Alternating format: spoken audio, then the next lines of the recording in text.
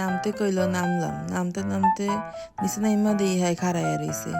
এই ঝাড় সামনে যাওয়ার সময় এই যে ভাইজানেরা দাঁড়ায় যারা যাইতেই আছে। পরে গেলাম, কইলো কই যাইবা কও? কইলাম লো খিলগাঁও যাই।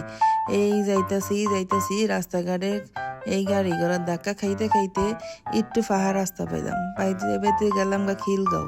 এই যে খিলগাঁও আয়া পড়ছি, খিলগাঁও আইলেই মনটা শান্তি লাগে। আয়া বললাম তালতলার সামনে, হেনে আইতাছি যামু এখন দিয়ে এক সবুজ গাড়িয়ালে দাঁড়াইয়া রইছে, আজ যায় না। এরপর সবুজ গাড়িয়ালায় সারলো, গেলাম গুমামিতে। হেনে আমরা সব বান্ধবীরা আড্ডা দিই। গেলাম একটু বান্ধবীগুলোকে দেখা সাক্ষাৎ করতে, ওরা বইয়া রয়েছিল। পরে দেখা সাক্ষাৎ করে গেলাম একটু স্যুপ খাইতে। এই স্যুপটা বাইজে মজা, এই স্যুপ হলো গিয়া বিশ্বের সেরা স্যুপ। খাইতে খাইতে গেলাম লটে চা খাই আহি। শীতের দিন গেলাম একটু খেজুর গুড়ের চা খাইতে। এই চার দাম নিল 40 টাকা। এই চা খাইলাম, চাটা খাওয়া শেষ করে গেলাম গা হুটকি কিনতে। এই হুটকি কিনে আবার আয়া পড়লাম দলপুর। আসার সময় মাই দিল ফোন, কিরে তুই কো? কইলাম মা খিলগাঁও। কিরে বাসায় যাবি না? কইলাম যে না মনে পরে মনে।